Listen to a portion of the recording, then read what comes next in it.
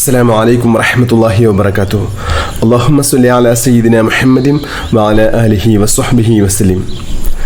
ഏറ്റവും സ്നേഹം നിറഞ്ഞ സത്യവിശ്വാസികളെ, നമ്മുടെ ഇന്നത്തെ മഹത്തായ അദ്കാർ സുബാഹ് മജ്ലിസ് ആരംഭിക്കുകയാണ്.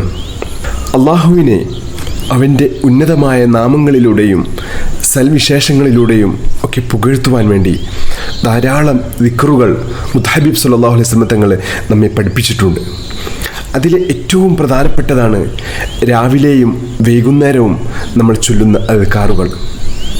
ഓരോ ദിവസത്തിൻ്റെയും പ്രഭാതത്തിൽ നമ്മൾ അള്ളാഹുവിൻ്റെ ഏറ്റവും നല്ല വിശേഷണങ്ങളും മഹത്വങ്ങളും സ്തുതികളും പറഞ്ഞുകൊണ്ട് ഒരു പ്രഭാതം നമ്മൾ തുടങ്ങിയാൽ, അത് പതിവാക്കുകയും ചെയ്താൽ അവന് ലഭിക്കുന്ന ഒരുപാട് അനുഗ്രഹങ്ങൾ മുത്തഹബീബ് സല്ലല്ലാഹു അലൈഹി വസല്ലം തങ്ങൾ പറയുന്നുണ്ട്.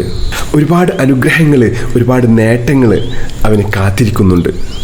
അതിലേറ്റവും വലുത് അള്ളാഹുവിനെ അധികമായിട്ട് ഓർക്കുന്നവർ, ദിക്ർ ചൊല്ലുന്നവർ, അത് ദാക്കിരീനല്ലാഹ കസീറൻ എന്ന് അള്ളാഹു പുകഴ്ത്തി പറഞ്ഞ മഹാന്മാരുടെ കൂട്ടത്തിൽ നമുക്ക് ഉൾപ്പെടാൻ കഴിയും എന്നതാണ് ഏറ്റവും വലിയ മഹത്വം എന്ന് പറയുന്നത്. അതുപോലെ തന്നെ നമ്മുടെ ജീവിതത്തിൽ അള്ളാഹുവിൻ്റെ പ്രത്യേകമായ ഒരു സംരക്ഷണവും ഒരു രക്ഷയുമൊക്കെ നമുക്ക് ലഭിക്കും. അന്നത്തെ ദിവസം ആകസ്മികമായിട്ട് നമുക്കുണ്ടാകുന്ന എല്ലാ പ്രയാസങ്ങളിൽ നിന്നും അള്ളാഹു ഒരു കാവൽ നമുക്ക് നൽകും.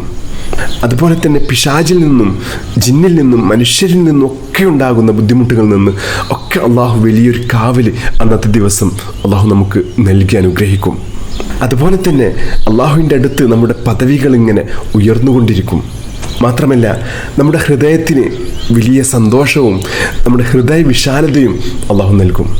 അതുപോലെ തന്നെ മുത്തഹബീബ് സല്ലല്ലാഹു അലൈഹി വസല്ലം തങ്ങളുടെ ചര്യ പിൻപറ്റിയവരിൽ നമ്മൾ ഉൾപ്പെടുകയും ചെയ്യും. അതുപോലെ ഒരുപാട് അനുഗ്രഹങ്ങൾ, ഒരുപാട് മഹത്വങ്ങൾ ഈ ദിക്റുകൾ അദ്കാറുകൾ പതിവാക്കുന്ന ആളുകളെ കാത്തിരിക്കുന്നുണ്ട്. അള്ളാഹു ആ ഭാഗ്യവാന്മാരിൽ നമ്മെ ഉൾപ്പെടുത്തി അനുഗ്രഹിക്കട്ടെ. അള്ളാഹു നമ്മെ എല്ലാവരെയും അനുഗ്രഹിക്കട്ടെ. ഈ മഹത്തായ മജ്ലിസിൽ പതിവായി പങ്കെടുക്കാനുള്ള ഭാഗ്യം അള്ളാഹു നമുക്ക് എല്ലാവർക്കും നൽകി അനുഗ്രഹിക്കട്ടെ. അതുപോലെ തന്നെ മുത്തഹബീബ് സല്ലല്ലാഹു അലൈഹി വസല്ലം തങ്ങളുടെ പേരിൽ പതിവായി സ്വലാത്ത് അധികരിപ്പിക്കുന്ന വലിയ ആശിക്യങ്ങളിൽ അള്ളാഹു നമ്മെ ഉൾപ്പെടുത്തി അനുഗ്രഹിക്കട്ടെ. ആമീൻ യാ റബ്ബൽ ആലമീൻ. ഇന്നത്തെ നമ്മുടെ അദ്കാർ സുബാഹിലേക്ക് കടക്കുകയാണ്. إلى حضرة سيدنا وشفيعنا محمد صلى الله عليه وسلم الفاتحة. أعوذ بالله من الشيطان الرجيم. بسم الله الرحمن الرحيم. الحمد لله رب العالمين الرحمن الرحيم مالك يوم الدين إياك نعبد وإياك نستعين اهدنا الصراط المستقيم صراط الذين أنعمت عليهم غير المغضوب عليهم ولا الضالين آمين. بسم الله الرحمن الرحيم. الله لا إله إلا هو الحي القيوم لا تأخذه سنة ولا نوم له ما في السماوات وما في الأرض من ذا الذي يشفع عنده إلا بإذنه يعلم ما بين أيديهم وما خلفهم ولا يحيطون بشيء من علمه إلا بما شاء وسع كرسيه السماوات والأرض ولا يؤوده حفظهما وهو العلي العظيم. നമ്മുടെ ഇന്നത്തെ പ്രഭാതം അള്ളാഹുവിൻ്റെ പൊരുത്തത്തിൽ ആവാനും ഇന്നത്തെ ദിവസത്തിൽ എല്ലാ അനുഗ്രഹങ്ങളും ലഭിക്കാനും എല്ലാ തടസ്സങ്ങളും മാറി എല്ലാ ഖൈറിൻ്റെ കവാടങ്ങളും തുറക്കപ്പെടാനും എല്ലാ ഷർറിൽ നിന്നും സുരക്ഷ ലഭിക്കുവാനും നമ്മുടെ റിസ്ഖിൽ വലിയ വിശാലത ലഭിക്കാനും ചൊല്ലേണ്ട അതിമഹത്തായ ദിക്റുകൾ ചൊല്ലാം. ബിസ്മില്ലാഹിർ റഹ്മാനിർ റഹീം. അസ്ബഹ്നാ വഅസ്ബഹൽ മുൽക്കു ലില്ലാഹ് വൽഹംദുലില്ലാഹ് لا إله إلا الله وحده لا شريك له له الملك وله الحمد وهو على كل شيء قدير.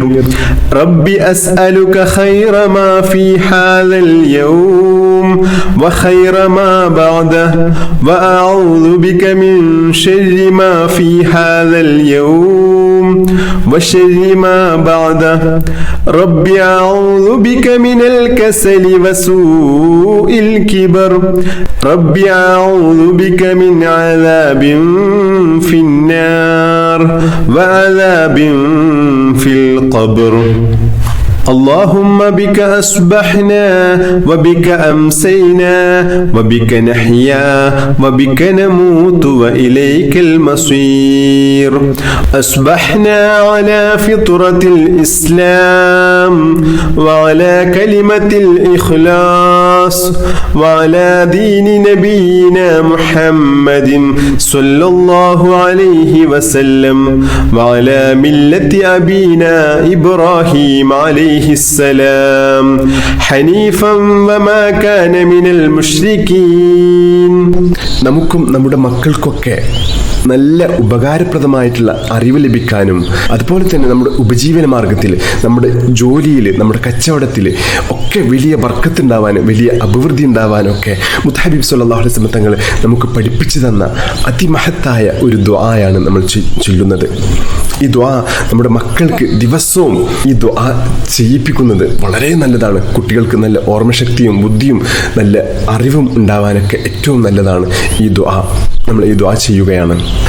اللهم إني أسألك علما نافعا ورزقا طيبا وعملا متقبلا اللهم إني أسألك علما نافعا ورزقا طيبا وعملا متقبلا اللهم إني أسألك علما نافعا ورزقا طيبا وعملا متقبلا بسم الله الرحمن الرحيم قل هو الله أحد الله الصمد لم يلد ولم يولد ولم يكن له كفوا أحد بسم الله الرحمن الرحيم قل هو الله أحد الله الصمد لم يلد ولم يولد ولم يكن له كفوا أحد بسم الله الرحمن الرحيم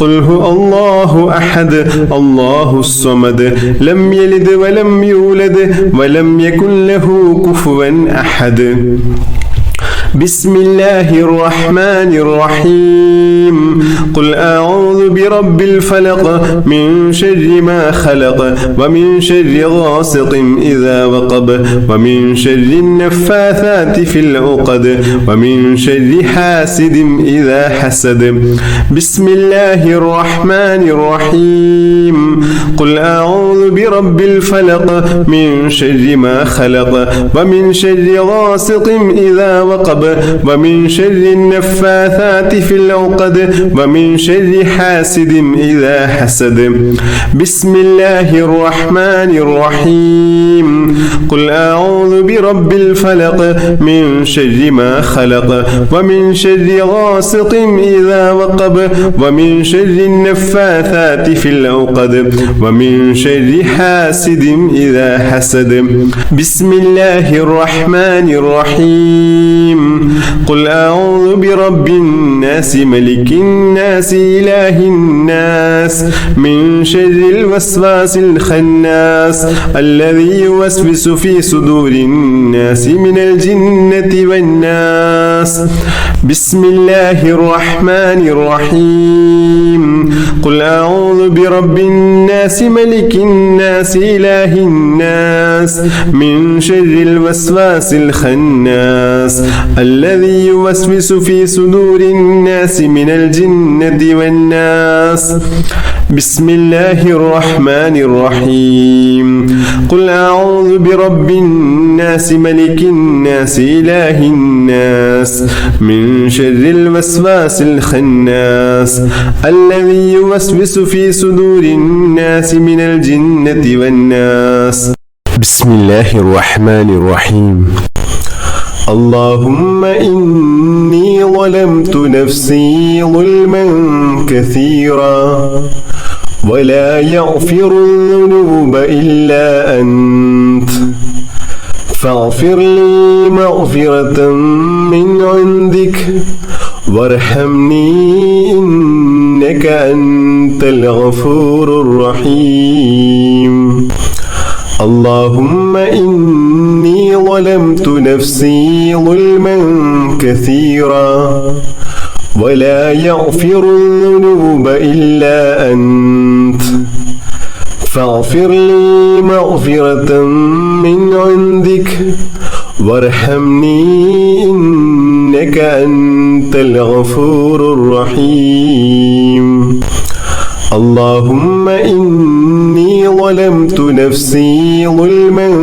كثيرا ولا يغفر الذنوب إلا أنت فاغفر لي مغفرة من عندك وارحمني إنك أنت الغفور الرحيم بسم الله الرحمن الرحيم اللهم أنت ربي لا إله إلا أنت خلقتني وأنا عبدك وأنا على أحدك ووعدك ما استطعت أعوذ بك من شر ما صنعت أبوء لك بنعمتك علي وأبوء بذنبي فاغفر لي فإنه لا يغفر الذنوب إلا أنت حسبي الله لا إله إلا هو عليه توكلت وهو رب العرش العظيم حسبي الله لا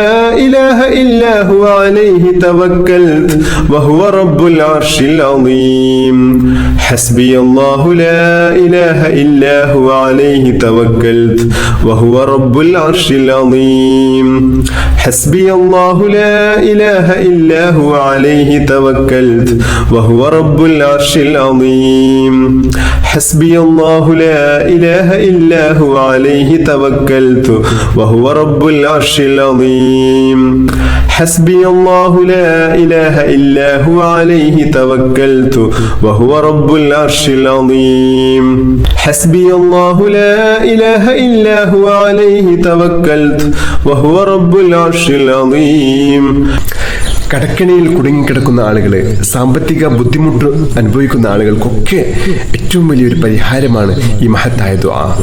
اللهم يا غني يا حميد أغننا بحلالك عن حرامك وبطاعتك عن معصيتك وبفضلك وجودك وكرمك عمن سواك. اللهم يا غني يا حميد أغننا بحلالك عن حرامك وبطاعتك عن معصيتك وبفضلك وجودك وكرمك عمن سواك.